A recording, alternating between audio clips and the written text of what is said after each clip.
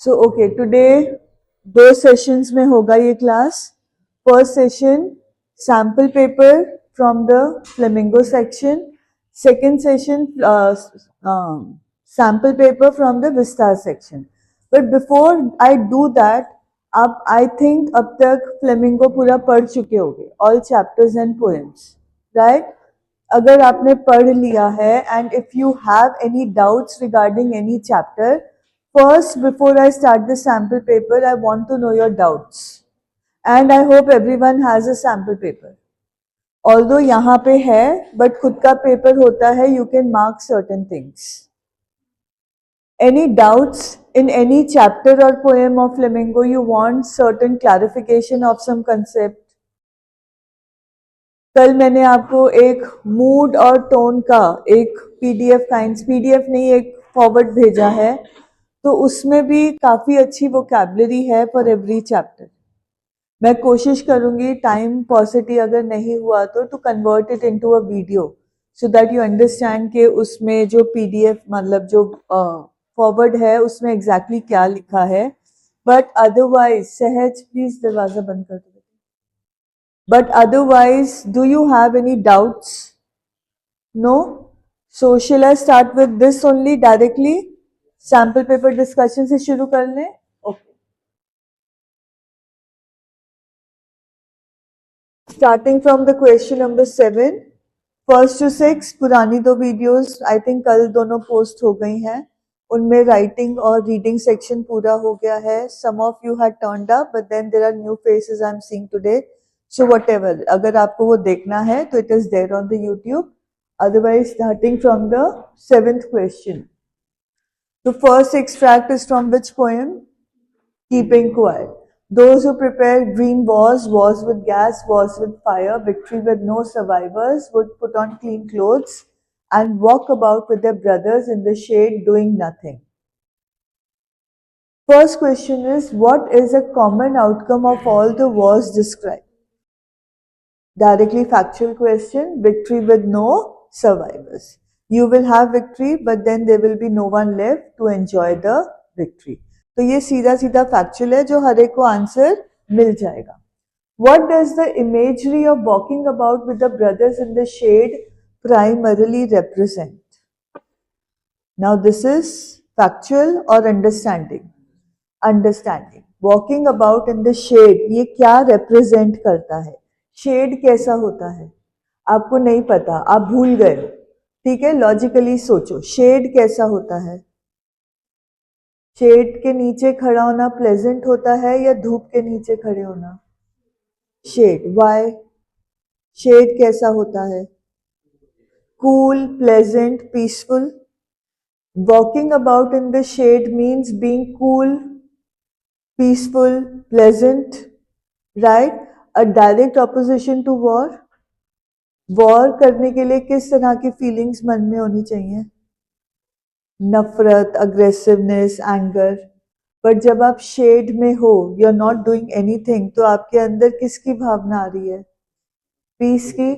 Morning में आके, although school इस टाइम पे बच्चे नहीं है, बहुत शांत है, but when I was sitting alone over here in front of this, in the sun, in front of the window, धूप पड़ रही थी, तो what did my mind feel? Peaceful. उस टाइम पे कोई भी आवाज, even something as unobtrusive as music would have been unpleasant. वो मेडिटेटिव का टाइम था, एकदम शांति का टाइम था. I enjoyed it. तो अंडरस्टैंड, यहाँ पे इन द शेड, अगर आप शेड की क्वालिटीज याद करोगे तो आपको पीस नजर आएगा. पीस नजर आएगा तो ऑटोमेटिकली आपको आंसर मिल जाएगा. A moment of unity and peaceful reflection. जब आपके आसपास शांति हो तो आपका मन भी ऑटोमेटिकली शांत हो जाता है. मन शांत होता है तो लड़ाई झगड़े की बातें नहीं आती. Okay, complete the following suitably. The putting on of clean clothes amongst the warmongers symbolizes. अब बच्चे हैं ना, पता क्या कंफ्यूज कर देते हैं कि वॉर है, कपड़े फटेंगे, उनके ऊपर ब्लड लगेगा तो वो नए कपड़े पहन के आ जाएंगे. बट हम सिंबॉलिकली की बात कर रहे हैं. Symbolically is the Q for you कि लिटरल मीनिंग चाहिए कि फिगरेटिव मीनिंग चाहिए. अगर हमें शेड का मतलब समझ में आया है तो ऑटोमेटिकली क्लीन क्लोथ्स का भी मतलब समझ में आ जाना चाहिए। क्लीन क्लोथ्स मतलब changing of your thought process from aggressiveness to peace. जो वॉर मॉन्गर्स हैं उनके दिमाग में अग्रेसिवनेस है, पावर है, बट जो शेड में चल रहे हैं उनके दिमाग में पीस है। ये कब आएगा? When you change your thought process. Clear? मतलब ये दोनों क्वेश्चन जो है सेकंड और थर्ड, ये आपकी अंडरस्टैंडिंग पे बेस्ड है, इसमें रटने वाली कोई भी बात नहीं है। फर्स्ट क्वेश्चन फैक्चुअल था, वो हर बच्चा 1 मार्क ले जाएगा, बट बाकी के 2 क्वेश्चन जो थे वो अंडरस्टैंडिंग के थे। आप अगर पैसेज को एक्सट्रैक्ट को अंडरस्टैंड कर रहे हो तो आपको ऑटोमेटिकली क्लियर हो जाएगा कि what is the poet talking about, right? Okay, going on to the next slide. Fourth question, select the correct option from those given in brackets to fill in the blank. The excerpt tells us that the speaker dashed the destructive nature of modern warfare. Forget the words given over here. अपने दिमाग से सोचो, वो modern warfare को promote कर रहा है कि रिजेक्ट कर रहा है? रिजेक्ट कर रहा है। अब 2 वर्ड्स हैं, condemn and glorify. Condemn word हो सकता है आपको मीनिंग ना पता हो, बट ग्लोरीफाई का मीनिंग हर एक को पता है। ग्लोरीफाई मतलब उसको प्रमोट करना, उसको मतलब उसके लिए एनकरेज करना लोगों को। तो 100% श्योर है हम कि ग्लोरीफाई नहीं है, तो डिलीट ऑप्शन के हिसाब से then what becomes the right answer? Content, right? अब इतने सालों में इतना तो हमने बच्चों को एमसीक्यू फॉर्मेट में ट्रेन ही कर दिया है that they are automatically using the delete option. हमें कंडेम का मतलब नहीं पता था, बट ग्लोरीफाई का मतलब पता है एंड 100% श्योर है कि ग्लोरीफाई नहीं आएगा। तो ये आंसर भी स्मार्ट वर्क करके उनको आंसर मिल गया। Next question, read the assertion and the reason below with reference to the given extract. assertion and reason बहुत सिंपल होता है, just put why to the reason. why did he go to the market? आप reason पे why लगाओगे, question answers आपने किए हुए हैं, why लगाने से जो आपको आंसर मिलता है वो आंसर आपने अपने ऑप्शंस में ढूंढना है, ठीक है? अब assertion को why लगाना है, राइट? assertion पे why लगाना है and then you get your reason कि इसका आंसर क्या है। The poet advocates for doing nothing as a way to prevent the devastation of war. Why? Why is the poet advocating for doing nothing as a way to prevent the devastation of war? ये reason नहीं देखो, अपने दिमाग में सोचो, what do you think is the answer?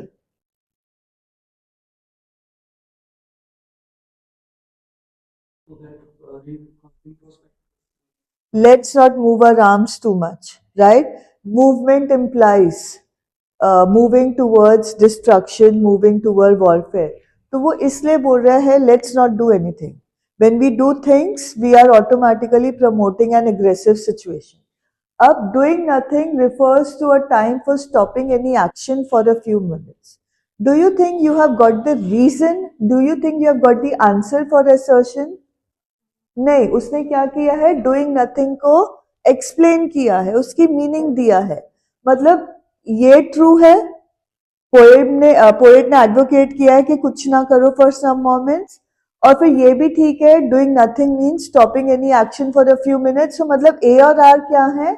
दोनों ही true हैं, but R A को एक्सप्लेन नहीं कर पा रहा है। समझ में आया? अगर हमने यहाँ पे assertion में by लगाया होता, by का आंसर हमें रीजन में मिल जाता, then both are true and R is the correct explanation of A. दोनों ट्रू हैं बट एक्सप्लेनेशन नहीं मिला, both are true but R is not the explanation of A. उसके बाद आपके पास ऑप्शन होता है कि one is true, one is false, right? Assertion is true, reason is false, और reason is true, assertion is false. तो वो हमने देख लिया, दोनों ट्रू हैं, तो सी और डी ऑप्शन भी नहीं है। क्लियर हो गया? This is how you attempt the assertion reasoning question. assertion पे आप वाई लगाओ, वाई का रीजन मत देखो, वाई का आंसर आपके दिमाग में जो आता है वो कहीं पर भी रीजन में रिफ्लेक्ट होता है, देन यू नो कि इनमें कनेक्शन क्या है, राइट? ऑब्वियसली फर्स्ट आप चेक करोगे कि वो ट्रू है या फॉल्स है दोनों statements, and then you move on to the fact के is R the correct explanation of A. Clear हो गया कैसे अटेम्प्ट करना है? किसका बताया तो सही बेटा, that if when we move we are encouraging war. According to the poet, the more we move, we are moving towards war. Let's not move our arms so much. उसने arms का use किया था ना, arms meant ammunition, arms meant your body part, कि हमारा जब body movement होता है aggressiveness आता है and we automatically move towards destruction, right? तो उससे related कुछ reason में होता, then it would have been true. Okay. Yes, sixth question. How can the message in the excerpt about the outcome of wars be applied to promote peace? ये कैसा सवाल है? ये कैसा सवाल है? अंडरस्टैंडिंग इवैल्यूएटिव, हमें इवैल्यूएट करना है कि जो मैसेज दिया है कि आउटकम ऑफ वॉर्स, इसको हम कैसे यूज कर सकते हैं to promote peace. What is the outcome of wars? Victory with no survivors. तो अगर हम इस मैसेज को उठाएं, then what do we tell the world? How do we promote the message of peace? It's simply a competency based question. आप ये सोचो, आप स्पीच दे रहे हो दुनिया को, आपको एक जिस्ट मिला है विक्ट्री विद नो सर्वाइवर्स, तो आप उस स्पीच में क्या बोलोगे? आपके स्पीच का जो जिस्ट होगा वो क्या होगा? Global leaders and communities can work towards more sustainable and peaceful solution. देखो, घर में भी लड़ाई होती है। जब घर में फैमिली मेंबर्स में ब्लड रिलेशनशिप में लड़ाई होती है, तो कंट्रीज में लड़ाई होना आम बात है। लड़ाई आई मीन मतभेद व्हाटएवर, मतलब we are not agreeing with the others opinion, right? तो ऐसे में क्या war is the only answer? और म्यूचुअल टॉक्स, पीसफुल टॉक्स?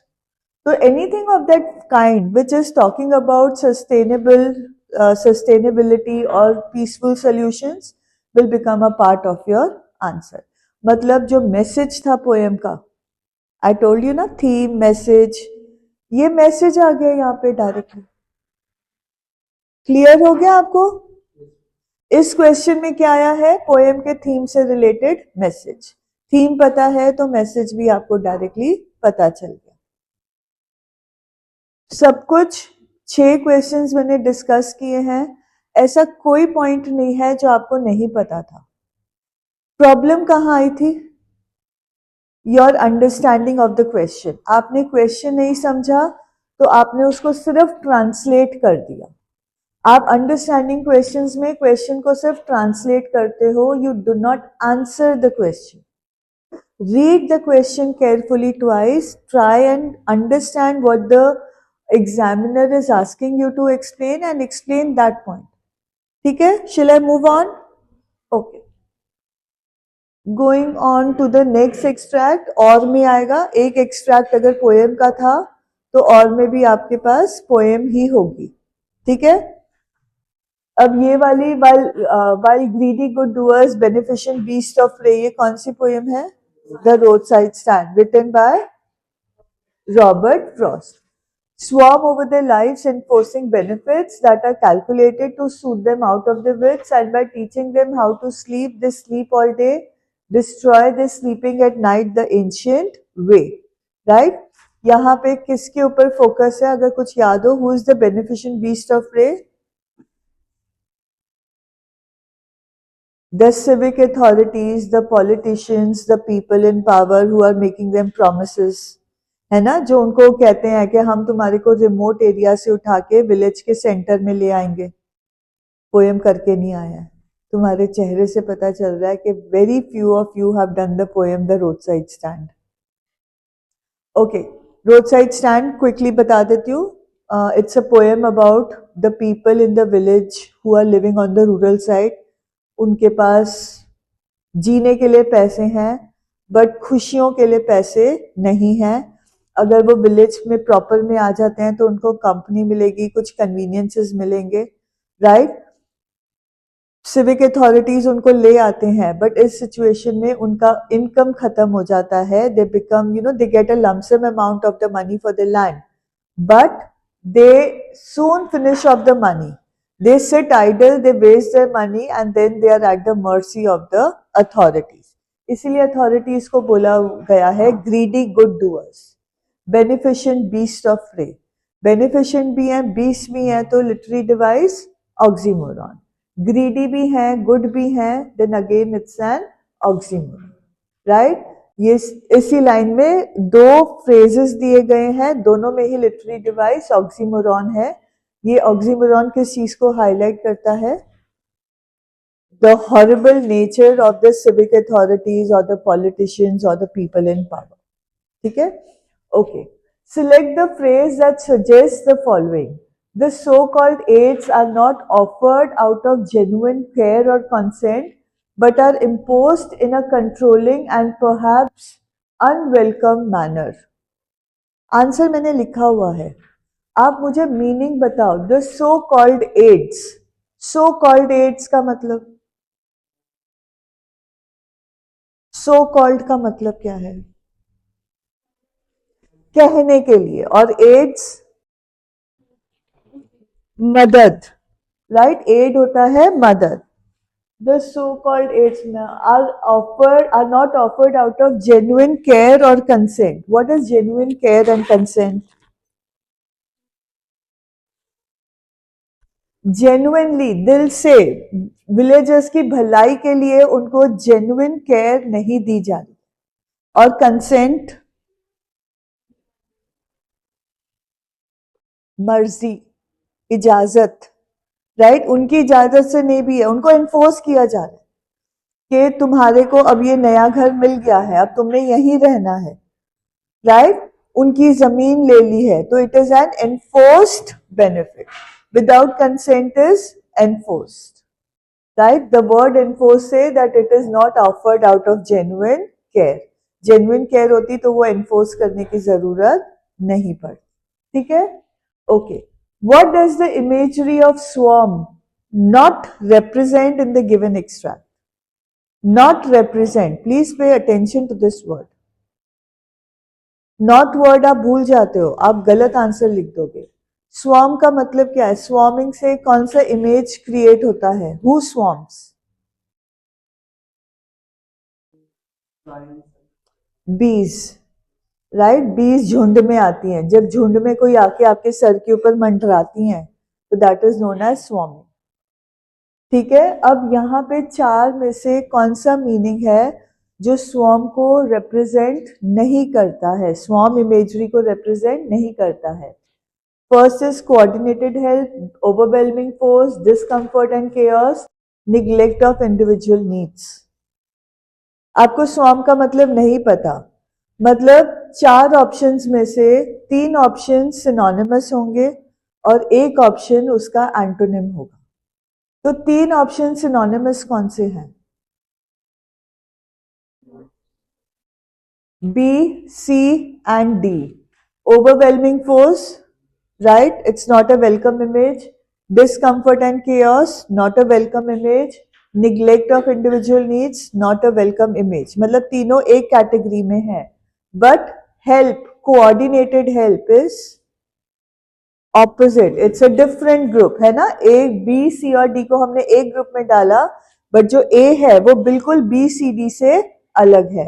अब मुझे स्वार्म का मतलब नहीं पता है, बट मुझे इतना पता है कि चार आंसर्स में से एक आंसर होगा जो बाकी तीन के ग्रुप में नहीं बैठ सकता. तो मेरा राइट आंसर क्या होगा? A option. ट्रिक है ये, डिलीट ऑप्शन का ये ऑप्शन है. मैं उन जिनको आंसर पता है उनको तो चलो पता ही है, right? Already done the chapter, आपको पता है. बट यहाँ पे मैं स्मार्ट वर्क की बात कर रही हूँ कि आपको आंसर नहीं पता है, then how do you narrow down your choices? चार में से एक राइट इज बेटर कि दो में से एक के चांसेस बेटर होते हैं? चार आंसर्स में से एक चूज करना है तो 25% रह गया किसी के राइट होने का. बट अगर मुझे दो में से चूज करना है तो 50-50 हो गया, डबल हो गया.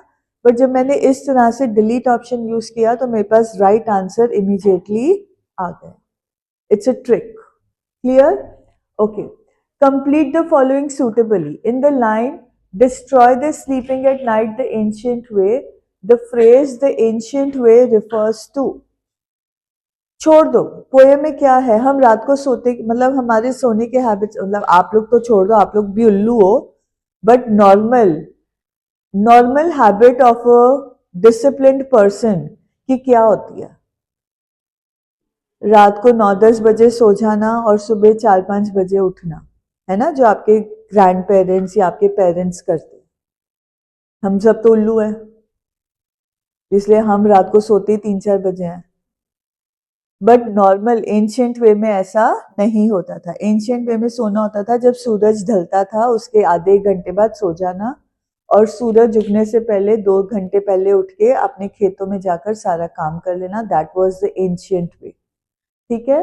अब what does it referring to? तो द ट्रेडिशनल, एंशियंट वे मतलब ट्रेडिशनल, स्लीपिंग आ गया तो स्लीपिंग पैटर्न्स आ गया या नाइट टाइम रिचुअल्स आ गया, राइट। सो आंसर सिंपल हो जाएगा जब आपके पास ये मेन वर्ड्स हैं, the traditional and long standard sleeping patterns and night time rituals that have been a part of the rural community. City में तो अब ये लाइफ खत्म ही हो गई है। सिटी में तो सबका ही सोने का टाइम डिफरेंट हो गया है। People sleep very late at night in the city, but rural life में आज भी ये चीज फॉलो होती है। ठीक है, okay. The speaker suggests that modern practices, possibly influenced by external forces such as urbanization or industrialization, disrupt the natural sleep patterns of the rural inhabitants.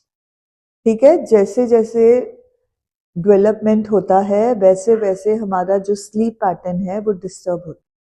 Mobile आने के बाद तो बहुत ज्यादा, जिस मर्जी टाइम पे जिस मर्जी का कॉल आ सकता है फ्रॉम वर्क, है ना। रात को 9-10 बजे के बाद भी फोन आ जाए तो पापा इग्नोर कर सकते हैं? पापा को फोन आ जाए ऑफिस से तो पापा इग्नोर कर सकते हैं, although it is office hours, Sunday है? नहीं ना, उठाना ही पड़ता है। तो same thing, urbanisation and development have influenced our lives in a negative manner. Coming to the fourth question, select the correct option from those given in brackets to fill in the blank. The poet has used phrases like greedy good doers and beneficent beasts of prey to illustrate the dash in this situation where those claiming to help the rural poor actually impose self-serving and detrimental actions on them. Irony कल समझाया था।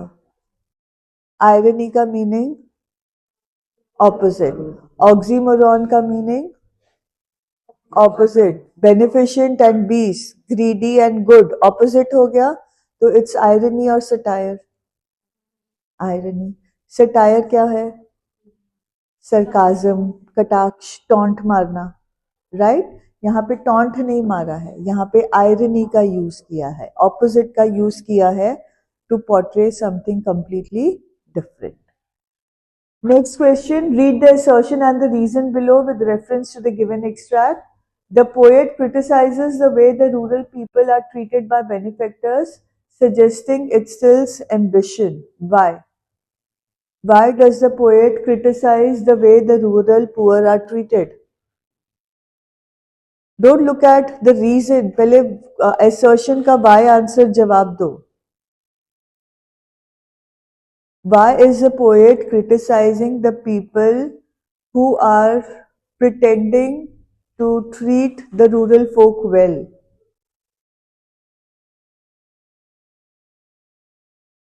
Is he happy with the way that they have dealt with them? Have they genuinely cared for the people? Have they genuinely helped the people? No, right?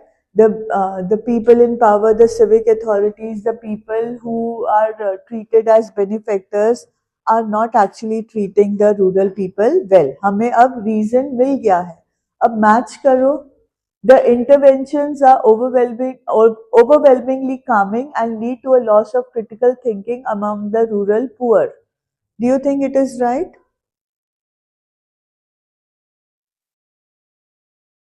पहले true and false सोचो, दोनों में से ए और are में से ए और are दोनों ट्रू हैं या एक ट्रू और एक फॉल्स है?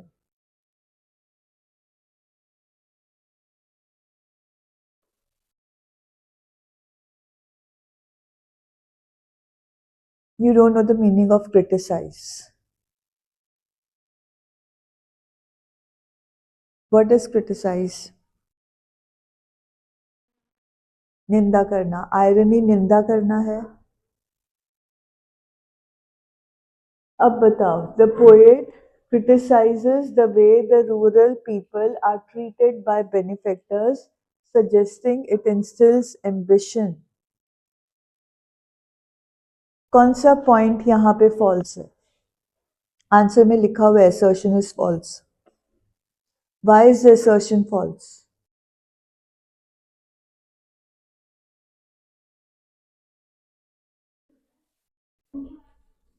किस पॉइंट पे क्रिटिसाइज कर रहा है?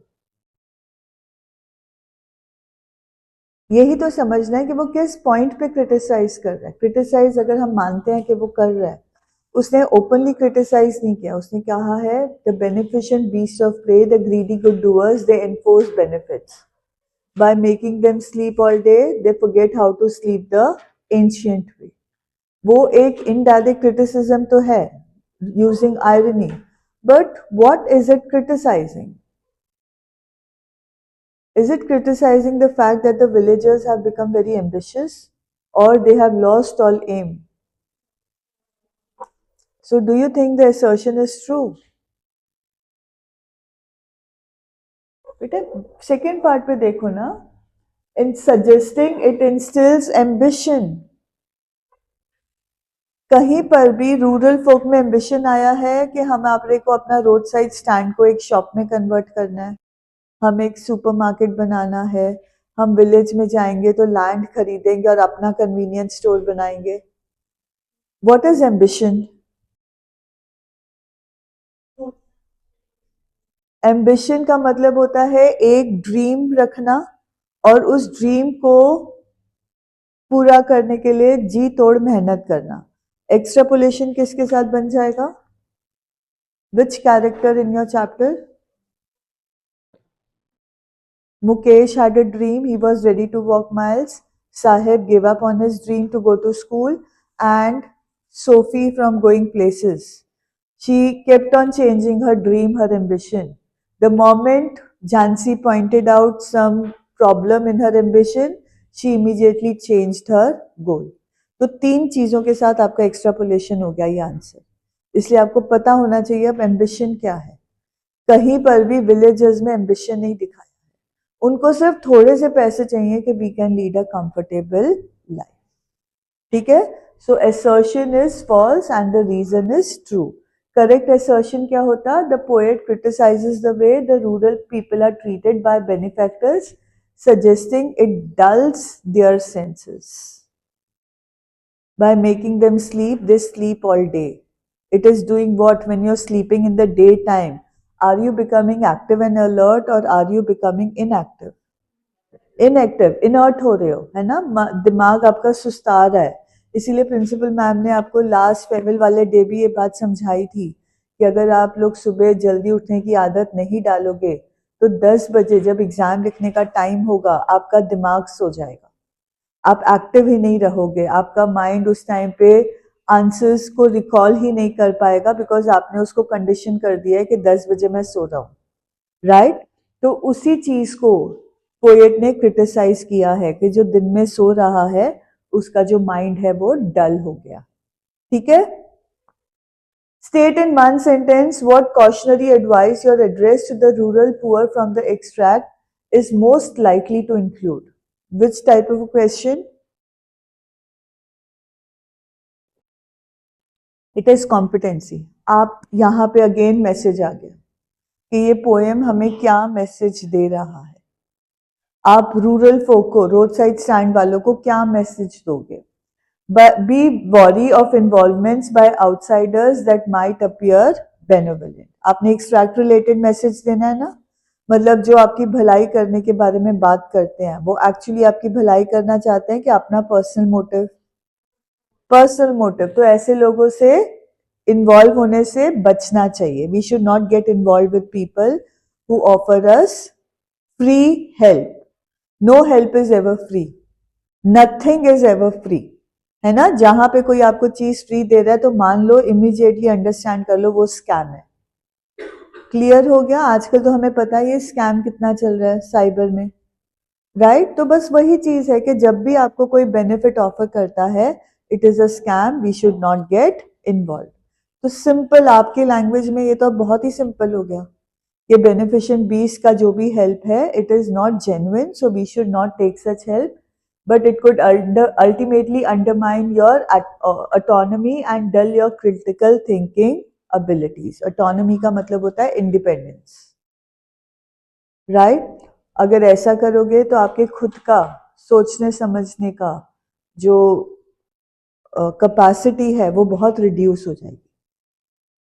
आपको टीचर ने डांट लगाई, ठीक है, अगर आपको पता है आपने गलती की है और आपको डांट लगी और मे बी आपको एक स्लैप भी पड़ा है, बट अगर आपके 10 फ्रेंड्स आके बोले चल कंप्लेन करते हैं, मैम ने तो गलत किया, राइट?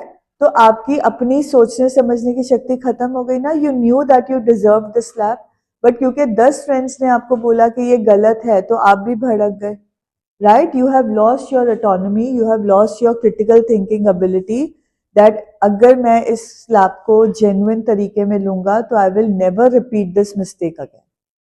बट अगर मेरे कहे पे उस टीचर को डांट पड़ गई तो व्हाट विल हैपन, मैं कभी सुधरूंगा नहीं, मैं दोबारा किसी और सिचुएशन में ये गलती फिर करूंगा, राइट? गलती खत्म करना चाहिए कि गलती को बढ़ावा मिलना चाहिए? You understand what I am trying to tell you? तो जब कोई आपको अनआस्क्ड फॉर एडवाइस या हेल्प देता है तो it is generally they want to fulfil some of their own personal agenda, और ऐसे लोगों की एडवाइस नहीं लेनी चाहिए, ठीक है? Any question still here? Any question still here बेटा? Okay, going on. 8th question जो होगा वो विस्टास एक्सट्रैक्ट का होगा, तो वो नेक्स्ट वीडियो में आएगा। तो अब 9th एक्सट्रैक्ट पे आ जाओ। What a thunderclap these words were to me. Which chapter? Last lesson. Who sang these words? Franz. Oh, the wretches, that was what they had put up at the town hall. My last French lesson. Why, I hardly knew how to write. I should never learn anymore. I must stop there then. Oh, how sorry I was for not learning my lessons, for seeking birds' eggs or going sliding on the Sar. My books that had seemed such a nuisance a while ago, so heavy to carry. My grammar and my history of the saints were old friends now that I couldn't give up. And Monsieur Hamel too. The idea that he was going away, that I should never see him again, made me forget all about his ruler and how cranky he was. Okay, this is all about Francis. France के main feelings क्या है इस time पे? Nostalgia कैसे है? क्या पुरानी बात याद करी? वो नोस्टैल्जिया है? नोस्टैल्जिया क्या होता? I climbed the tree, I plucked apples from the tree, I played cricket in the school ground, I bunked my classes with my friend. That would have been nostalgia. Right now he is regretting the lost time. कि मैं इतने साल school आया, मुझे तो अभी लिखना पढ़ना ही नहीं आता। रिग्रेट हो रहा है, ही इज अफसोस कर रहा है वो इस बात का। अब वो बोल रहा है कि अब मुझे रियलाइजेशन हो रहा है कि मिस्टर हैमिल को मैं कभी भी नहीं देखूंगा। ये रियलाइजेशन है मुझे उनका स्ट्रिक्टनेस, जब रूलर की बात हो रही है, क्रैंकी की बात हो रही है, तो मिस्टर के हैमिल के स्ट्रिक्टनेस की बात हो रही है, right? The thought, the understanding that I will never meet Monsieur Hamel again made him realize that how much he actually loved Monsieur Hamel. Right? यहाँ पे nostalgia बिल्कुल नहीं है पूर्वा. There is regret and reflection and realization of guilt. Okay. What was the writer's purpose in using the metaphor of a thunderclap? Thunderclap is good or bad? Surprise or shock? Clear? Answer आपके पास आ गया।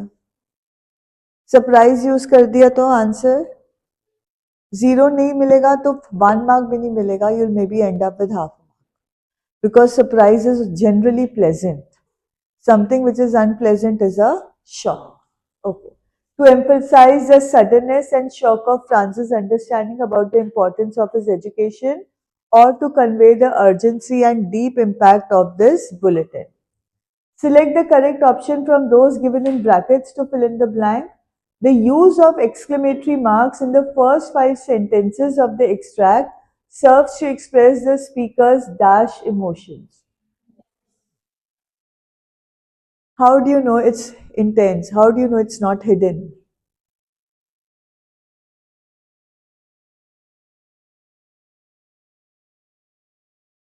Why are you saying it's intense? कौन सा mark है जो punctuation mark है, exclamatory mark है? What is the meaning of when did we write exclamatory sentences? आपने पढ़ा है ना थर्ड फोर्थ फिफ्थ में exclamatory sentence. What is the purpose of an exclamatory sentence? To show intense emotion, sudden intense emotions. Meaning पता है exclamatory sentence का, तो आपको आंसर मिल गया. ठीक है, वही चीज है कॉम्पिटेंसी, जो पहले सीखा है पुरानी चीजों को रिप्ले में लाना है, जो नॉलेज भूल गए हो उसको रिकॉल करना है. ठीक है, ओके. तो इट इज यहाँ पे क्या लिखा है मैंने? इंटेंस इमोशन है, so it basically means to dramatically highlight how unexpected and jarring the realisation was to him. ये जो एक्सक्लेमेटरी मार्क्स हैं ये सारे इमोशंस को हाईलाइट कर रहा है. सडन इमोशंस आए हैं, सो the right answer is intense emotions. Okay. Complete the following suitably. The activities of seeking birds' eggs and sliding on the Sar reveal two things about Franz's character before his change in perspective. First, his youthful, carefree nature, and second, his preference for. His preference for play over study. आप जब school bunk करते हो तो what is your preference? Whatever, जिस भी कारण से आपने स्कूल बंक किया है, that becomes your preference. अब sliding over the Sar या birds eggs ढूंढने जाना, right? He is not going out for an affair. He is not going out for extra classes. He is not joined some coaching center. Right? He doesn't want to see the TV. उसको क्या करना है? खेलना है. तो his preference for play over study. Clear? Simple language की जरूरत है. कोई बहुत 12th में ये नहीं बोला जा रहा है कि आप हाई फाई लैंग्वेज यूज करो तो आपको मार्क्स मिलेंगे. They are asking for simple language. What is reflected through the shift in the speaker's perception of Monsieur Hamel conveyed through his readiness to forget the ruler? What is conveyed through the shift in speaker's perception? Ajay ये line मत समझा सकते हो बेटा? तुम सोए क्यों रहते हो मेरी क्लास में? बेटा ये वाली लाइन जो क्वेश्चन में है, what is reflected through the shift in the speakers perception of mister हैमिल.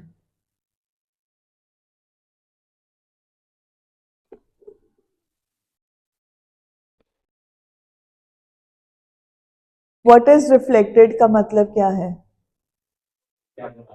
Very good. क्या दिखाया जा रहा है, किस चीज से? Through the shift. शिफ्ट का मतलब चेंज. शिफ्ट चेंज होती है ना, morning shift, evening shift, afternoon shift, मतलब चेंज हो गया टाइमिंग में. अब शिफ्ट किस चीज में शिफ्ट हुआ है? In the speakers perception. Perception मतलब बोलना. बेटे आपको मीनिंग नहीं भी पता है तो एक्सट्रैक्ट से अंडरस्टैंड करने की कोशिश करो कि मिस्टर हैमिल के बारे में उसके मन में क्या चेंज आया. राइट? परसेप्शन मतलब understanding. How does his outlook regarding Monsieur Hamel change? इतना समझ में आया कि अंडरस्टैंडिंग चेंज हुई है. पहले उसको मिस्टर हैमिल कैसे नजर आते थे? Strict and cranky. But what does he realise after this addict? He is going to miss him. He realizes that he honors him. He is not willing to lose sight of Monsieur Hamel in the near future. Right? Not willing to, इच्छा नहीं है. तो कहीं ना कहीं he loves him. It reflects a new found respect. जो teacher को आप लाइक करते हो, that is your respect for the teacher. Yes और नो? आप जिस टीचर को लाइक करते हो उससे आपका बात करने का तरीका डिफरेंट होता है. जिसको आप डिसलाइक करते हो उसका आपका जो स्टांस होता है, बात करने का तरीका होता है, वो ऑटोमेटिकली चेंज हो जाता है. Right? So he has discovered a newfound respect and appreciation for the efforts of his teacher, and this appreciation is overshadowing the past fears of discipline and strictness. Farewell वाले दिन जिन teacher से डरते थे उन teachers के पास जा जाके बोला है ना photograph. Right? Shadow of fear was removed and you found a new respect for the teacher because you realized that now you will not be their students any longer. Clear? Okay. Right. So for fifth question, select the textual option that is closest to indicating a sense of panic. What is panic? घबरा जाना के कौन कौन से stages होते हैं और कौन से चैप्टर में आया था स्टेजेस? Deep water. कौन कौन से स्टेजेस थे? First he was afraid, then he was fearful and then he panic. जब लास्ट स्टेज ऑफ फियर आता है दैट इज पैनिक. ठीक है? Okay. Oh how sorry I was for not learning my lessons. Is that showing you panic? No. Why? I hardly knew how to write. अब मैं क्या करूंगा? मुझे तो लिखना भी नहीं आता. Maybe. Oh, the wretches, that was what they had put up at the town hall. No. And Monsieur Hamill too. अब चलो आप बोलते हो कि A, C और D में पैनिक नहीं है, तो A में कौन सा इमोशन है? Regret. Regret is not akin to panic. Delete option. Oh the wretches! Oh the wretches! What that was what they had put up at the town hall. Anger. Anger is panic? No. And Monsieur Hamill too. अफसोस है ना? ही sorry कि ओहो mister हैमिल के साथ भी इतना बुरा हो गया. तो पैनिक किस में नजर आया? B option. Delete option. ठीक है? What does the following line from the extract showcase? My books that had seemed such a nuisance a while ago, so heavy to carry, my grammar and my history of the saints were old friends now that I couldn't give up. नीचे के option छोड़ दो. ये line आपको क्या emotion suggest कर रही है? पूर्वा? रिग्रेटफुल. अगर रिग्रेट है और क्या है? रिग्रेट कब आता है? जब आप किसी चीज को रियलाइज करते हो. मैंने टीचर के साथ बदतमीजी से बात किया, बाद में जाके मुझे अफसोस हुआ. बट अफसोस क्यों हुआ? Because I realised I was wrong and the teacher was right. Realisation. Regret होता तो हम इमीडिएटली उठा लेते, बट रिग्रेट नहीं है तो अब हमें देखना है. कंफ्यूजन? शायद. Expectation? 100% no. Affirmation? What is affirmation? I can do it. I will do it. It is possible. रोज आप affirm कर रहे हो कि आपके goals achievable हैं.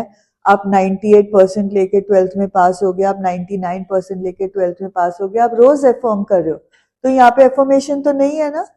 अब क्वेश्चन है confused है वो? नो. उसको अपनी गलती का एहसास हुआ है. So the right answer is realisation. Okay, moving on to the next extract. And survival in Simapuri means rat picking. Which law spring में कौन सा पार्ट है? Sometimes I find a नहीं एक्सट्रैक्ट का नाम क्या था? 5 रुपी कॉइन या 10 रुपी कॉइन कुछ ऐसे था. 5 रुपी कॉइन. तो it is dealing with Sahib, right?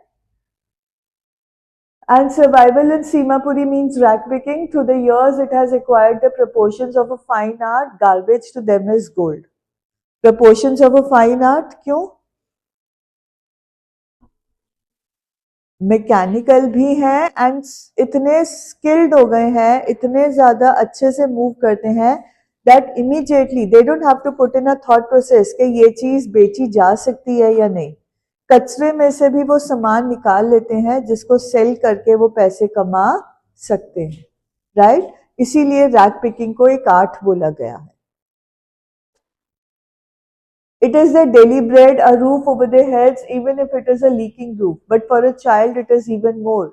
I sometimes find a rupee, even a 10 rupee note, Sahib says, his eyes lighting up. When you can find a silver coin in a heap of garbage, you don't stop scrounging, for there is hope of finding more. It seems that for children, garbage has a meaning different from what it means to their parents. For the children, it is wrapped in wonder. For the elders, it is a means of survival. What does Sahib's statement about finding money in the garbage reveal about his daily life and aspirations? Sahib ki daily life and meaning of aspiration? पढ़ लगाऊंगी. Aspiration क्या है Sophie का? मेरे को ना heart attack आने वाला है. 5 दिन बाद बोर्ड एग्जाम है और इतना क्रूशियल वर्ड एस्पिरेशन नहीं पता है.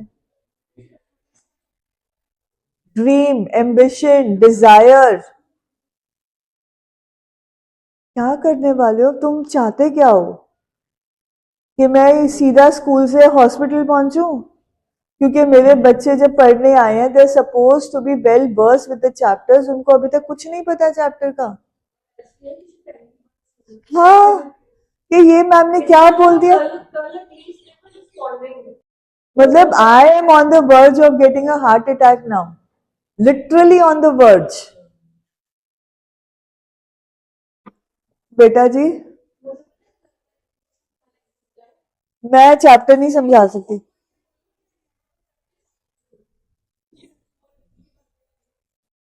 हाँ जी. अब आपको एस्पिरेशन का मीनिंग पता चल गया. तो साहिब का स्टेटमेंट क्या रिवील करता है about his life? Is he living a happy life, fulfilled life?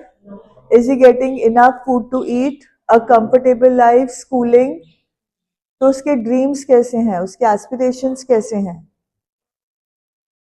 मैं मिलियन कमाऊंगा, मैं 1000 रुपीज कमाऊंगा, है? 1000 रुपीज कमाने का भी उसका ड्रीम है. He was satisfied with 800 rupees. वो तो उसके लिए भी उसके लिए एक ड्रीम कम ट्रू था कि 800 रुपये कमा रहा हूं, हजारों का. जैसे मुकेश बोलता है flying an aeroplane.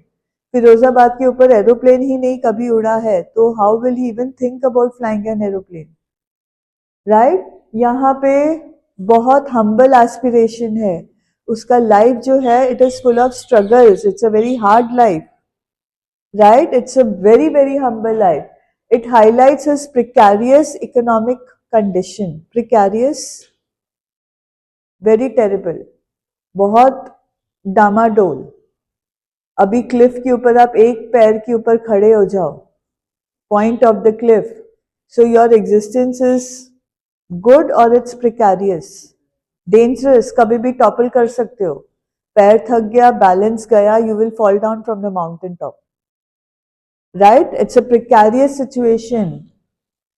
And his dependence on chance finds for small joys and possibly essential income.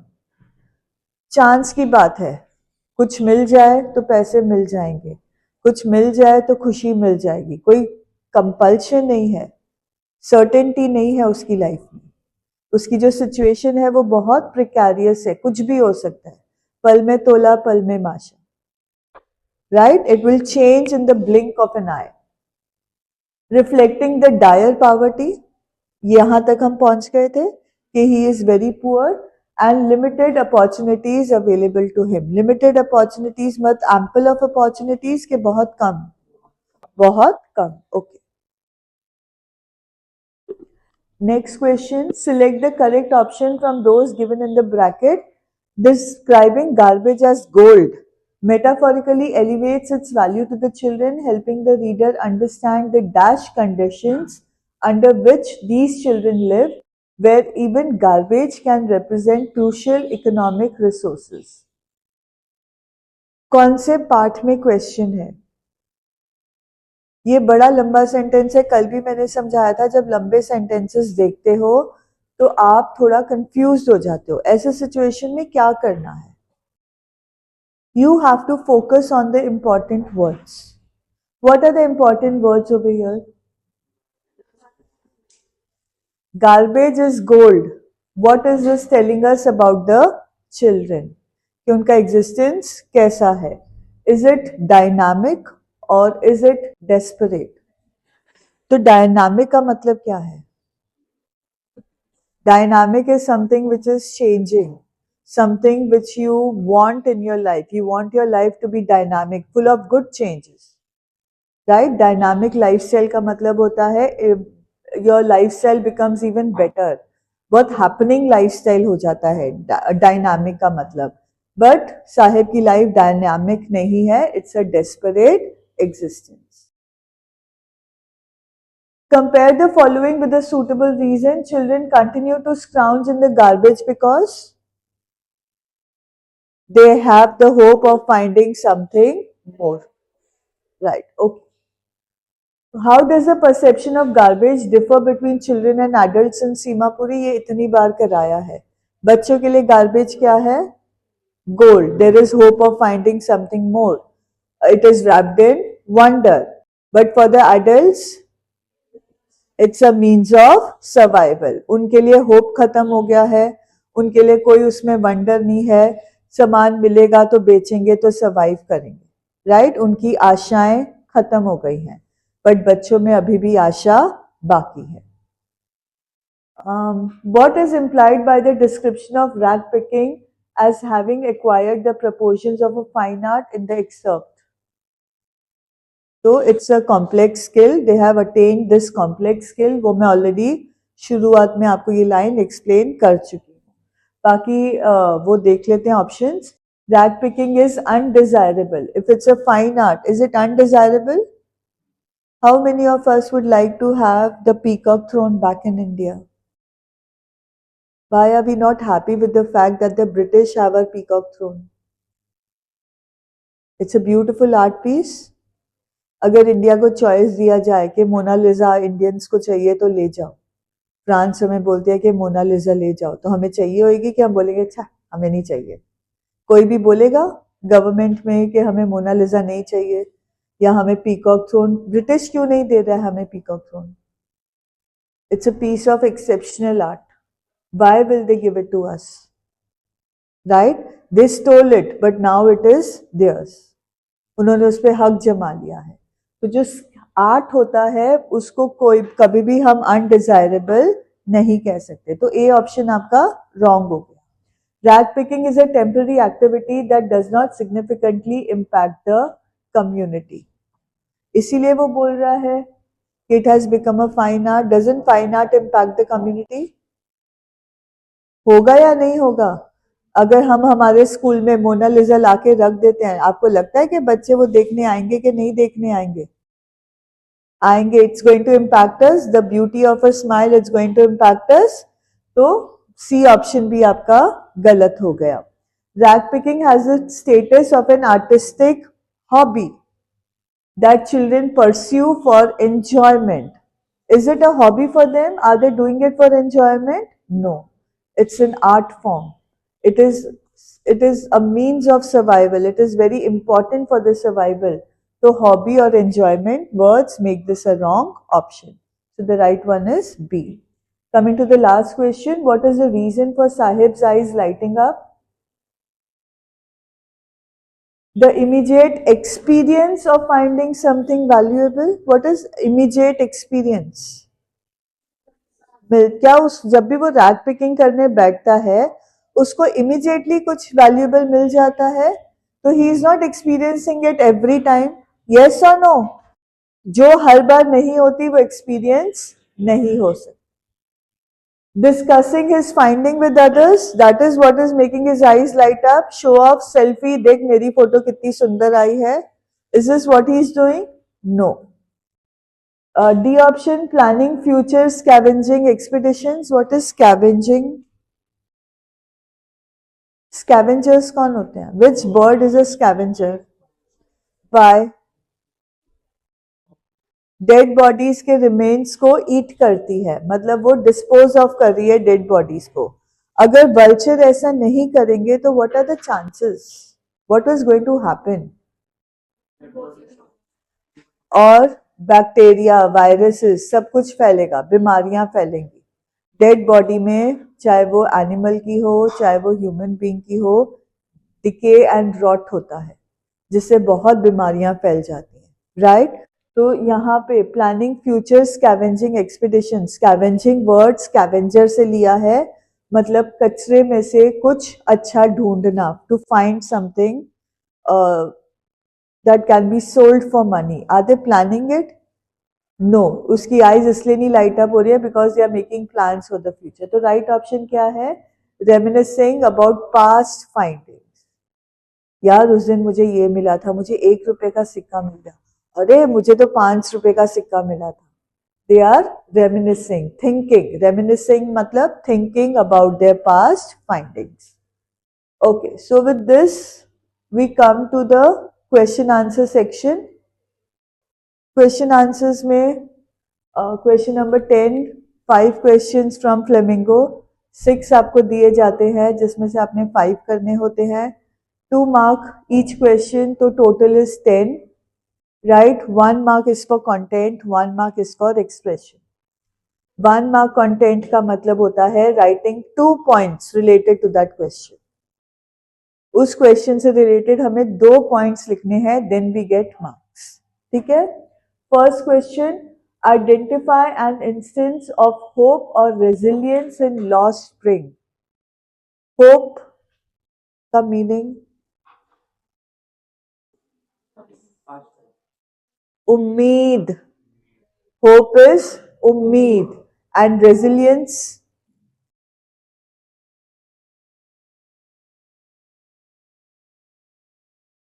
not being struck down by the bad experiences of our life, always having the determination to stand up again after you fall down, बार बार गिरना, बार बार उठना, जितनी मर्जी मुश्किलें आए अपना hope, अपनी उम्मीद नहीं खोना, दैट इज रेजिलियंस।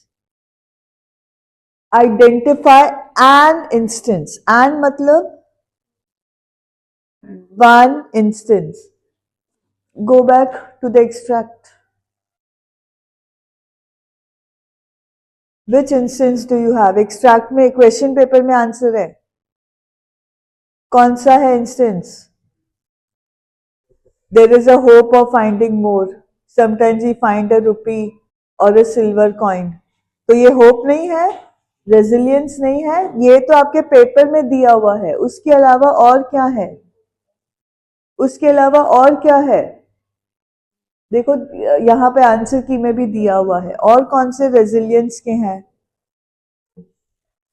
मुकेश का resilience, he wants to be a motor mechanic, he is ready to walk miles, उसकी होप है, उसका रेजिलियंस है, राइट? दोनों चैप्टर्स में से there is an instance of hope and resilience, but ये पेपर में आंसर आपको एक दूसरे क्वेश्चन से मिल गया है।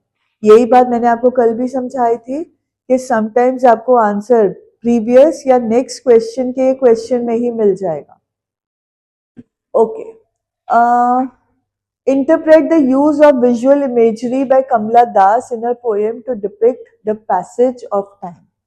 Visual imagery, हाँ जी ध्वनि। विजुअल इमेजरी का मतलब बताओ। What is an image? जो हम एक सीन बनाते हैं। विजुअल इमेजरी जो हम देख के, मतलब अब विजुअलाइज कर रहे हैं अपने दिमाग में। ऑडिटरी इमेजरी सुनकर, किसी की धुन सुनी, चिड़िया चहकने की आवाज सुनी तो हम इमेज बना लेते हैं, मे बी ट्रीज का, मे बी बर्ड्स का, in the trees they are chirping, तो वो होती है ऑडिटरी इमेजरी। अब वो बोल रहे हैं कि कमला दास की जो विजुअल इमेजरी उसने यूज की है उसको हमें इंटरप्रेट करना है। विजुअल इमेजरी उसने क्या यूज करी है? Two places she used. I suddenly looked at my mother's face, worn pale as a late winter's moon. और फिर वो डेड कॉप्स वाला सीन था. her face was grey, colorless like a dead corpse. ये वाली visual imagery use करी है. then passage of time, merry children, sprinting of trees. तो ये सारी visual imagery है. अब next part of the question, to depict the passage of time. तो अब इसमें क्या बताओगे?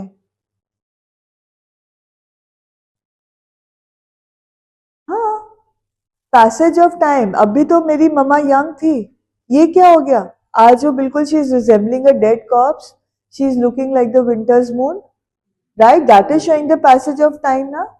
The image of a ageing mother pale as a late winter's moon, ये हमें दिखाता है कि she is suddenly struck by the fact that how quickly time has passed, right?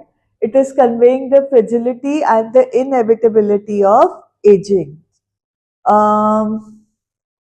बेटे विदित आप बताओ, what is the meaning of inevitability? थप्पड़ लगाऊंगी मैं. मान्य आप बताओ. Something which is bound to happen, it is inevitable, ये तो होकर ही रहेगा, आप उस चीज को अवॉइड नहीं कर सकते. क्या आप समय को चेंज होने से रोक सकते हो? आज आप 18 साल के हो, 30-40 साल के बाद के आप 48-50 के हो जाओगे, आप उस चीज को रोक सकोगे?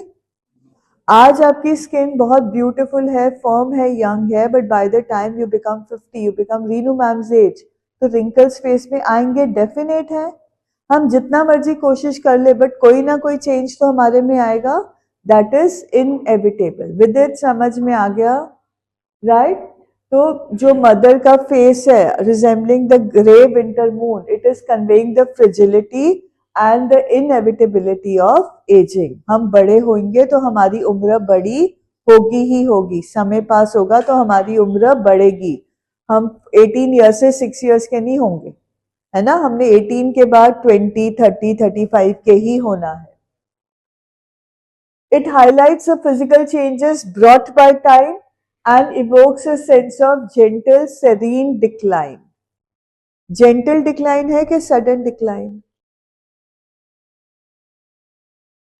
It's a gentle decline, धीरे धीरे हुआ, इसीलिए पता नहीं चला. Sudden होता तो एकदम visible हो जाता. Yes or no? Sereness, calm, शांति से. कोई बैंड बजा के मदर ने नहीं बोला कि मेरी एज डिक्लाइन हो रही है, मेरे चेहरे पे झुर्रियां पड़ रही हैं. It was very calmly that the age declined, rather than abrupt decay. Or you can go in with the example of the young trees sprinting and the merry children spilling out of their homes. This is contrasting sharply with her mother's stillness and silence. ठीक है, दोनों images मैंने कई बार classroom में कराई हैं, तो अब आपको ये याद होनी चाहिए, ये दोनों लाइंस, ये इंपॉर्टेंट लाइंस है. It is enhancing the sense of a mother's isolation in her old age और the relentless passage of time that spares no one. Line identify करके एक्सप्लेनेशन, 2 पॉइंट्स बोला था ना. आइडेंटिफाई भी कर लिया, आप लोग आइडेंटिफाई करके छोड़ दोगे, बट उसको एक्सप्लेन भी करना है क्योंकि 2 कंटेंट पॉइंट्स चाहिए. ठीक है? Okay, next is, what does the contrasting imagery of the church clock and the Prussian trumpets represent in the last lesson? Church clock and Prussian's trumpet. खाली इतना बता दो, ये चैप्टर के बिगिनिंग में आया था कि चैप्टर के एंड में आया था? अब बताओ. 12 बजे क्लॉक बजा, जैसे ही 12 o'clock स्ट्राइक हुआ, रशियंस का ट्रम्पेटिंग शुरू हो गया. What did that indicate?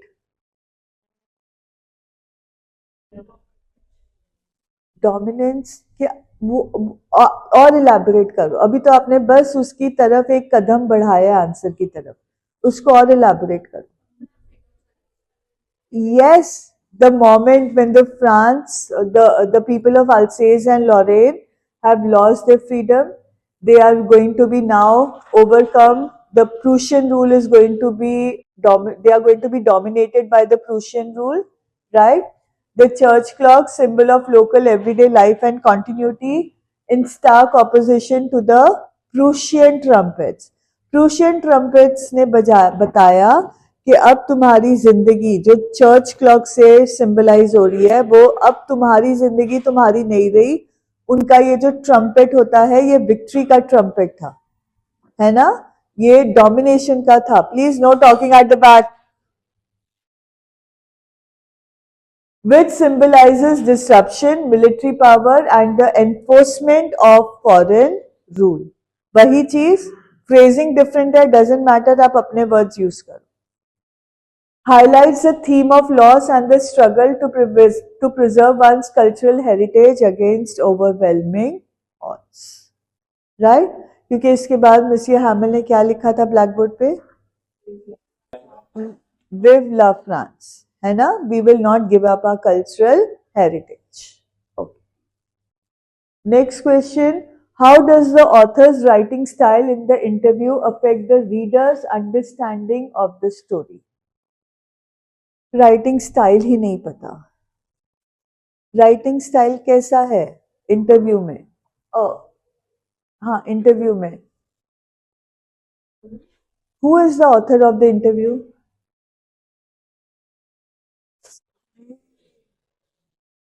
एक आवाज तो आई, Christopher Silvester, right, very good. Christopher Silvester is the author. उसने इंटरव्यू चैप्टर में कौन सा राइटिंग स्टाइल यूज किया है?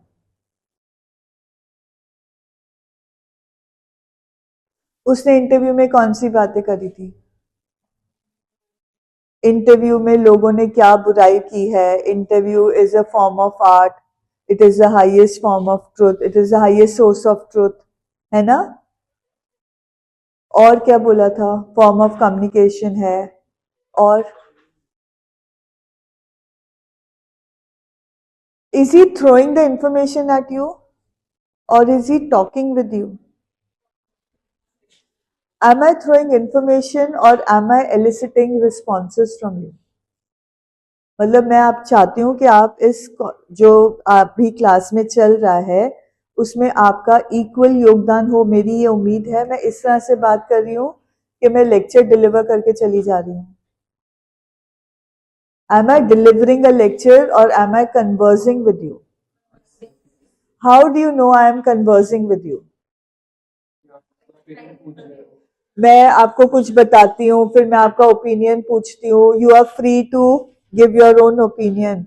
तो उसी तरह से उसने हमारे को बोला है कि नहीं इंटरव्यूज अच्छे ही अच्छे हैं या इंटरव्यूज बुरे ही बुरे हैं, ऐसा कुछ उन्होंने बोला है? नो. तो it is a conversational style. Clear?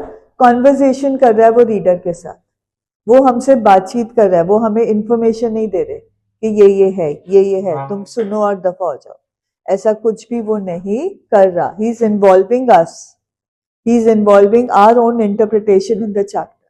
Okay, so the author's writing style, it is blending a conversational tone with introspective moments. Introspective moments मतलब गहरी सोच, इंट्रोस्पेक्शन, कीपिंग क्वाइट. ठीक है, मैं बार बार चैप्टर्स के की पॉइंट्स भी बीच में ला रही हूं ताकि कि आप समझ सको. Deeply affects the reader's engagement and understanding of the narrative. Use of direct dialogues interspersed with reflective commentary. This is the proof, evidence. This approach not only makes the interactions more dynamic and engaging, but enhances the reader's insights into the complexities of personalities and themes being explored. Again, you get the word dynamic. Dynamic matlab? Keeps on changing for the worse or for the better? For the better. एक electric change लेकर आता है, मतलब पूरा आपको हिला देने वाला चेंज लेकर आता है, राइट.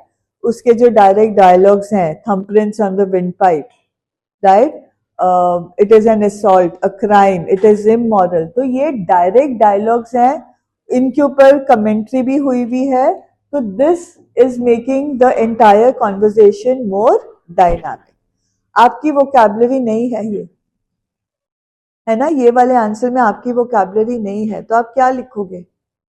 ये तो बोर्ड ने हमें आंसर दिया है, मार्किंग स्कीम में ये आंसर लिखकर आया है, बट आपके ऐसे कौन से आंसर्स हैं जिसको एग्जामिनर राइट करेगा? बिकॉज ये वाली वोकैबुलरी कुछ ही बच्चों की होगी, 10 लाख में से हार्डली आई थिंक 5,000 की होगी ये वोकैबुलरी। तो व्हाट अबाउट दी अदर्स? 9,95,000 बच्चों की वोकैबुलरी क्या होगी?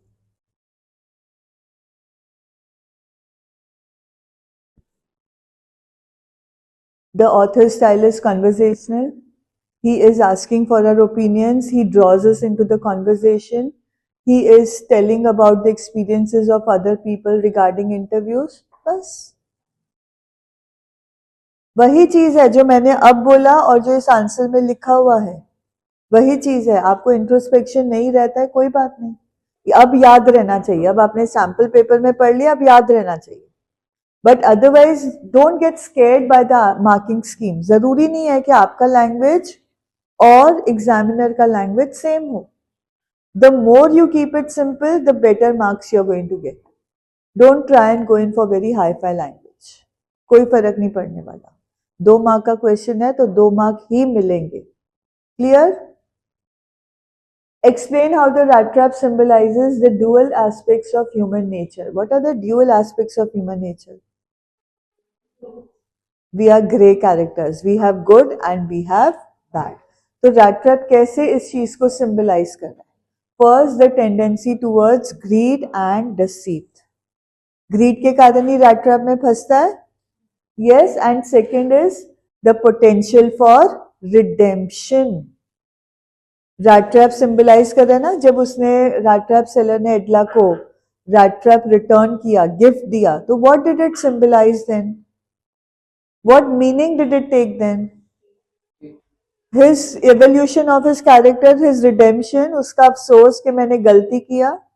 उसने रैट ट्रैप में अपनी गलती सुधारने के लिए 30 क्रोनॉस भी रखे। तो दो चीज, ये रैट ट्रैप दो चीजों को सिंबलाइज करता है। एक, हमारी गलती करने की संभावना, हमारे अंदर जो झूठ है, हमारे अंदर जो ग्रीड है, उस चीज को सिंबलाइज करता है। और रैट ट्रैप अपनी गलती को रियलाइज करके खुद को सुधारने के लिए, द वर्ड इज रिडेम्पशन, है ना, वी रिडीम आवरसेल्व्स।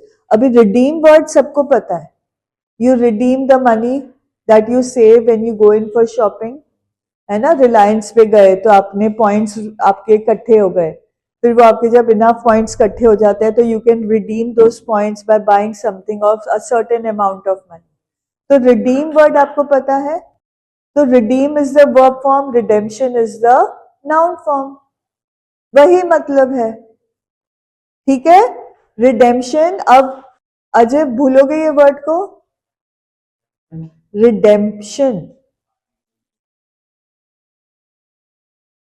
मैंने पूछा भूलोगे या याद रखोगे? It's very important.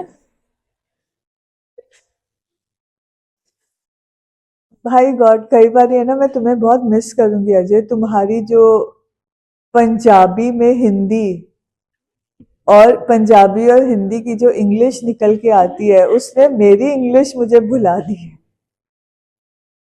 Okay, so tendency towards greed and deceit. Society is driven by wealth and gain. It ensnares individuals. Ensnares मतलब trap कर लेना, right?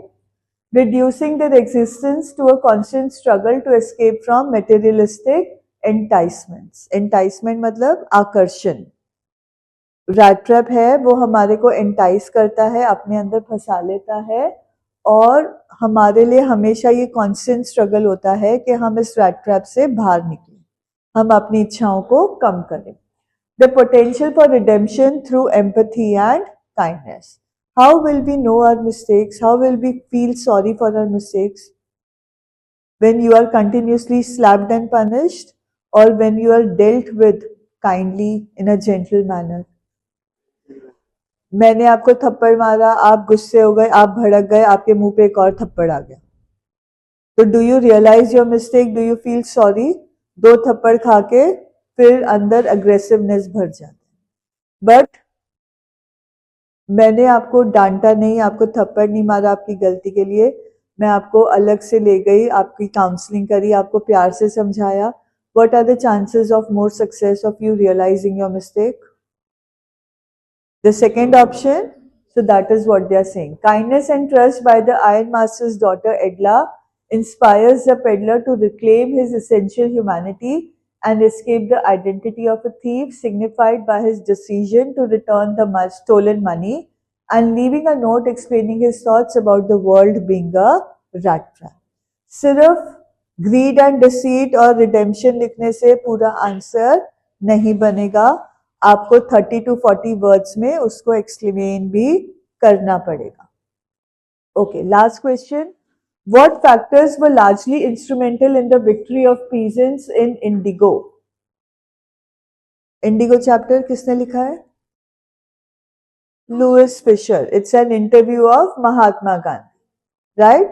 तो अब वो बोल रहे हैं कौन से फैक्टर्स थे जो क्रूशियल थे in the victory of the peasants. How did they attain this unity? अपने आप से यूनाइटेड हो गए थे. तो it was Mahatma Gandhi's leadership qualities. Why will be say Rajkumar Shukla? ये आंसर लिखने में गलत होगा. अगर Rajkumar Shukla was a person to lead to this victory, he would not have needed to approach Gandhi. वो फिर गांधी को अप्रोच किए बगैर ही he would have led to this victory of the Champaran movement, है ना? किसके कारण मेन जो विक्ट्री मिली थी? That was Gandhi. राजकुमार शुक्ला को हम मेन इंस्ट्रूमेंट क्यों कहते हैं, मतलब एक इंपॉर्टेंट कैरेक्टर क्यों बोलते हैं? Because he was instrumental in bringing Mahatma Gandhi to Champaran, to bringing the problem to Champaran. But Rajkumar Shukla में खुद में इतनी हिम्मत नहीं थी या इतना अप्रोच नहीं था कि वो उस प्रॉब्लम को सॉल्व करे. तो मोस्ट इंपॉर्टेंटली विक्ट्री में किसका हाथ था? महात्मा गांधी, राइट? महात्मा गांधी को चंपारण लाने में किसका सबसे बड़ा हाथ था? राजकुमार शुक्ला. तो डोंट गेट कंफ्यूज्ड, ठीक है? Okay. The leadership and advocacy provided by Mahatma Gandhi, his involvement brought national attention to their plight, highlighted the importance of civil rights and non-violent resistance. Gandhiji's strategic approach to negotiations and his insistence on non-violent protest. मतलब गांधी जी के principles के बारे में लिखना है. Non violence हमेशा करते थे, हक की लड़ाई की बात करते थे. तो यही चीजें आपने लिखनी है, ठीक है? अपने वर्ड्स में you don't need to follow the same language. Any questions till here? ये आपके शॉर्ट राइट अप्स हो गए हैं, सॉरी शॉर्ट क्वेश्चंस हो गए हैं. Coming to the last two questions, long questions. ये लॉन्ग क्वेश्चंस 5 मार्क के होते हैं, 120 to 150 वर्ड्स में होते हैं. 3 mark is for content and 2 mark is for expression. कई बार ये थोड़ा चेंज भी हो जाता है, 2.5 भी कर लेते हैं. But yes, almost equal weightage रहता है कंटेंट और एक्सप्रेशन का. अब 5 मार्क का क्वेश्चन है तो कितने कंटेंट पॉइंट्स लिखने चाहिए? At least 4, right? आप कैरेक्टर स्केच है तो 4 पॉइंट्स लिखोगे. कोई इंसिडेंट के बारे में बात करते हो तो उसको 4 इंसिडेंसेस बताने हैं. तो इस तरह से वो मैजिक नंबर याद रखना. कई बार 2 इंसिडेंट्स भी हो सकते हैं बट उसमें डिटेल बहुत ज्यादा होगी तो वो 2 में भी चल जाएगा, राइट? बट वेग नहीं लिखना है कि मुझे 120 to 150 वर्ड्स लिखने हैं तो मैं अलग अलग लैंग्वेज में एक ही लाइन को लिखूं. I hate her, I don't like her, I am not going to spend time with her. तो मेरे लिए ये 3 डिफरेंट लाइन्स हैं कि 1 लाइन है? It is one information only I get that you don't like this person. End of the story. तो मैं उसको 3 points नहीं मानूंगी. Understand what I'm trying to say?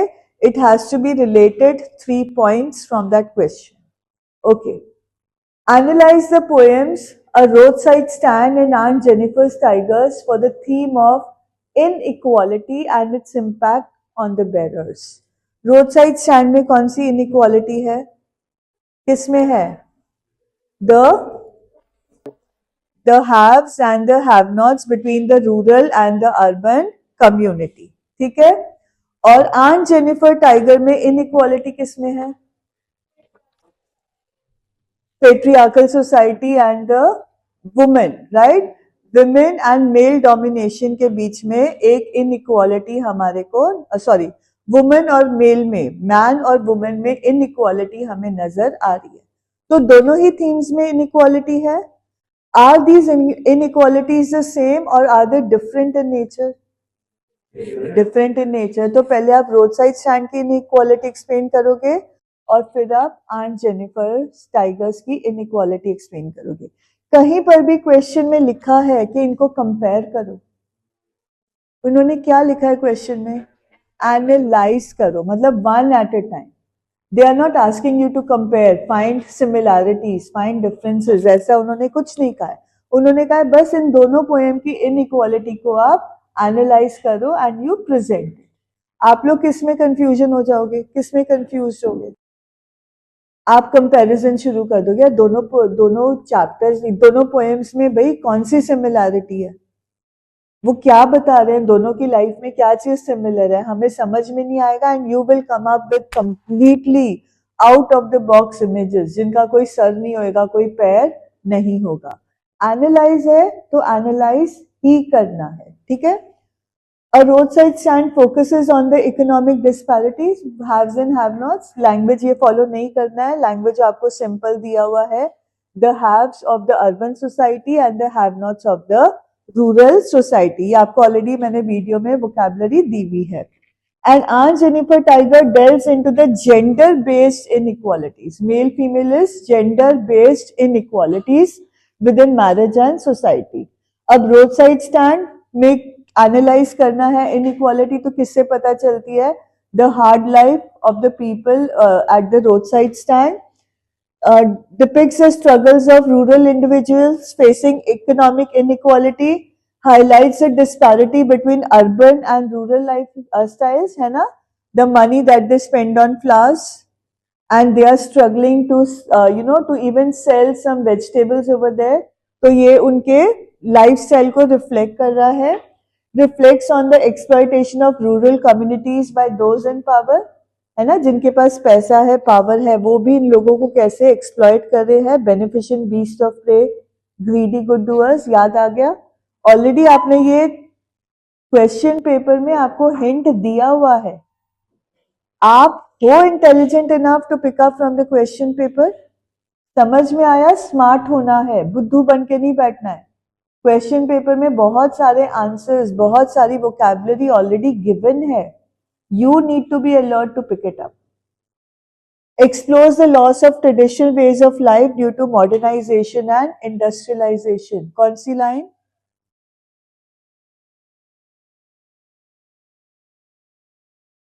Not sleeping in the ancient way. ये भी आपको extract में दिया गया था, right? By making them sleep in the day. जो भी लाइन था, एग्जैक्ट लाइन मुझे अभी याद नहीं है, तो वो वाली लाइन आ जाएगी. तो ऑलरेडी पूरा का पूरा आंसर क्वेश्चन पेपर में गिवन है in the extract. Okay. Now Aunt Jennifer का tiger, it is illustrating the oppression faced by Aunt Jennifer within her marriage. I will quickly take 1 minute to explain one important fact. पूरी poem में कहीं पर भी uncle mentioned है, तो फिर dominance by uncle is the main point और oppression felt by aunt. Focus on operation felt by aunt. Don't write uncle dominated her. Right? Uncle का domination हमें समझ में आता है, but poem में referred नहीं है. Poem is dealing with oppression of Aunt Jennifer. ये बहुत बड़ी गलती है जो आप लोगों की अंडरस्टैंडिंग में रिफ्लेक्ट होती है. Okay. Reflects on the expectations and restrictions placed on women socially.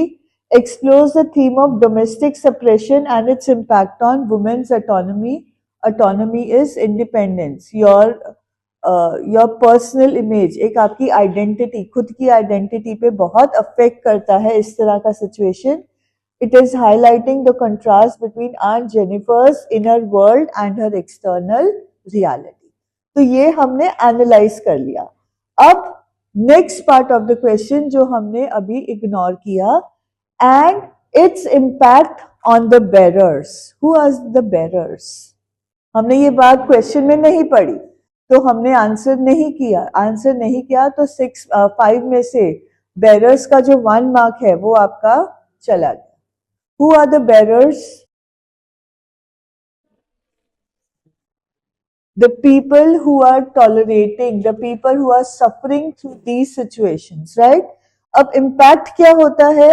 Road side stand में impact देखे तो क्या होगा? Rural people are portrayed as struggling to make ends meet, है ना?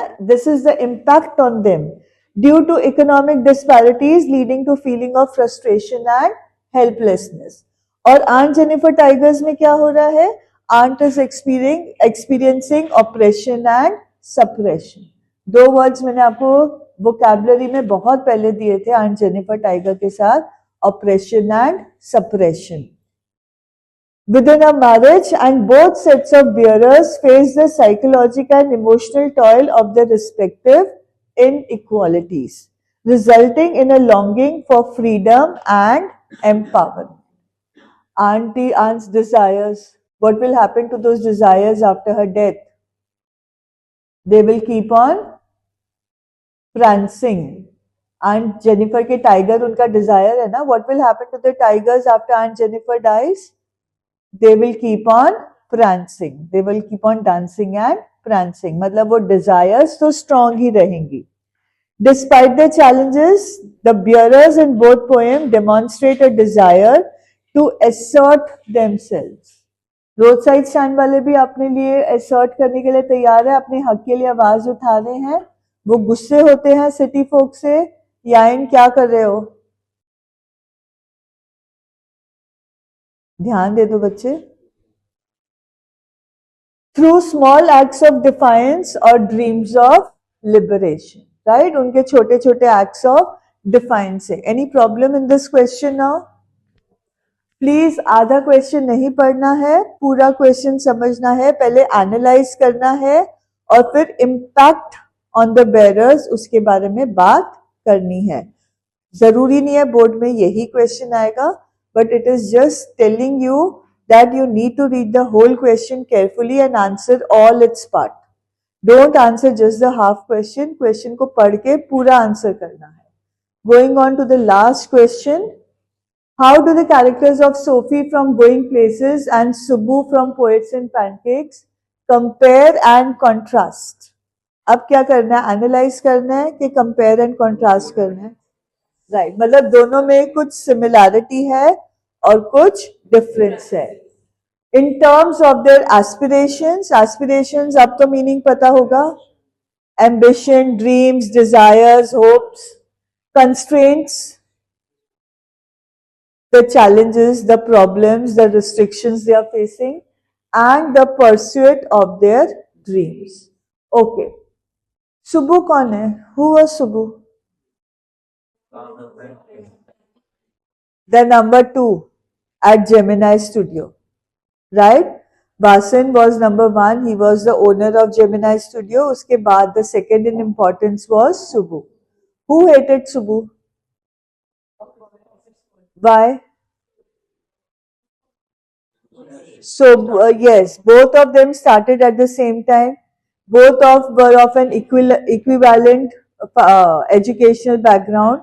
But Subbu became number 2 position and office boy remained at the lowest position. तो basic reason ये था. और जलन इस बात की थी कि ये क्यों हो पाया? बिकॉज सुबु वॉज अ ब्राह्मण. ठीक है, तो इन चीजों से हमें सुबु के बारे में थोड़ी नॉलेज मिलती है. Now who was Sophie? Teenager थी, तो एडोलेसेंट ड्रीम्स एंड फैंटेसाइजिंग होता है, हर टीनेजर में होता है. But what is the difference between you and Sophie? आपके एस्पिरेशंस जो हैं वो रीजनेबल हैं.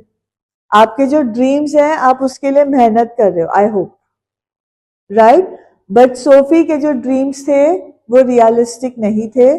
सोफी अपने ड्रीम्स को फुलफिल करने के लिए मेहनत नहीं कर रही थी. तो यहाँ पे basic understanding of the two characters. Let's move on. अब दोनों में सिमिलैरिटी क्या है? They have aspirations for success. तो कंट्रास्ट क्या हो गया दोनों के एस्पिरेशंस में? Sophie is not ready to work hard for her aspirations, whereas Subbu is working very hard. उससे एक सीन पूछो तो वो 10 सीन के लिए जवाब देता है, वो 10 सीन के आइडियाज बताता है. तो do you think he is a person who is working hard or not? Yes. Okay. While both Sophie and Subbu have aspirations for success in their respective fields, they encounter different constraints, different challenges, and demonstrate distinct approaches in pursuing their dreams. दोनों के challenges अलग हैं और दोनों का तरीका अलग है in order to achieve their dreams. Sophie का aspiration क्या है? Of owning a boutique, of becoming a fashion designer. उसका कंस्ट्रेंट क्या है? फाइनेंशियल लिमिटेशंस है, उसका बैकग्राउंड है, उसके फादर का डिसअप्रूवल है, and these things are going to hinder Sophie's pursuit of her dreams. Right? अब परस्यूट ऑफ ड्रीम्स क्या होते हैं? Despite the challenges Sophie is remains determined to achieve her goals. Jansie उसको forbid करती है, समझाती है, बहुत उसको एक्सप्लेनेशन देती है, but Sophie remains determined, showing persistence and creativity in her pursuits. उसकी pursuits change तो है, but वो determined तो है ना कि मैं उसका बुटीक ओन करना या fashion designer was a primary motive, जो हमने कल प्राइमरी पर्पस सेकेंडरी पर्पस किया. बट ये जो पर्पस था वो किस बड़े पर्पस का पार्ट है? बुटीक ओन करना या फैशन डिजाइनर बनना से उसका मेन मोटिव क्या था? To become successful. जैसे मर्जी करके she wanted to become successful. ये नहीं तो ये नहीं तो ये, बट सक्सेसफुल तो मैं बनकर ही रहूंगी. समझ में आया? तो यहाँ पे शी रिमेन्स डिटरमिन्ड. उसके लाइफ में बहुत कॉन्स्ट्रेंट्स हैं, बहुत चैलेंजेस हैं, बट सोफी का डिटर्मिनेशन टू बिकम सक्सेसफुल उसके बातों में नजर आता है. हम इंटरप्रेट करते हैं कि वो सक्सेसफुल नहीं हो पाएगी. हमने एनालाइज किया कि वो सक्सेसफुल होगी या नहीं, तो हम बोल रहे हैं वो नहीं सक्सेसफुल होगी. रीजन क्या है? उसका फैमिली बैकग्राउंड नहीं है, रियलिस्टिक नहीं है उसके ड्रीम, और वो डिटरमिन्ड नहीं है. अगर वो डिटरमिन्ड होती तो वो एक ड्रीम पे स्टिक करके, जैसे मुकेश ने कहा I am ready to walk miles. Sophie का डिटर्मिनेशन टू बिकम सक्सेसफुल तो स्ट्रांग है, but her determination to own a boutique और to become a fashion designer, ये डिटर्मिनेशन स्ट्रांग नहीं है. वो फटाक से चेंज होता है. तो ये हम एनालिसिस कर रहे हैं कि whether Sophie will be successful और नॉट. बट सोफी का कैरेक्टर क्या है? That she is determined to become successful. उसके ड्रीम्स बहुत हैं, बट वो ड्रीम अल्टीमेट गोल क्या है? To become successful. ठीक है? ओके. सुबु क्या है? उसका एस्पिरेशन क्या है? To succeed in the film industry as a poet, actor and a contributor to Gemini Studios. तीनों पार्ट थे उसके रोल का. उसने नॉवल भी लिखी है, उसने सपोर्टिंग एक्टर का रोल भी किया है, और वो जेमिनाई स्टूडियोज के डायरेक्शन में एक बहुत इंपॉर्टेंट रोल प्ले करता है. अब कंस्ट्रेंट क्या है? That Subbu faces challenges such as criticism for his perceived sycophancy. What is sycophancy? Subbu के लिए बहुत important question है. Subbu is a sycophant. Yes or no? हाँ? बेटा, perceived as a sycophant का मतलब है लोग उसको समझते हैं. बट ये चैप्टर में क्लियरली लिखा है कि सुबु का नेचर ही हेल्पफुल था. उसके बात करने का तरीका ही था जहां पे वो लोगों के लिए पॉजिटिव बातें बोलता था. बट उसकी ये बातों को क्या लिया जाता था? That he is a flatterer, he is a sycophant. Right? अब रीनू मैम के बारे में अगर आपको कोई इंप्रेशन पूछे कि what kind of a person is Reenu ma'am, तो आप बोलोगे स्ट्रिक्ट, डिसिप्लिन्ड, थप्पड़ लगा देते हैं, वो 12th वालों का भी लिहाज नहीं करते हैं. Right? That is my perception. But am I the same person?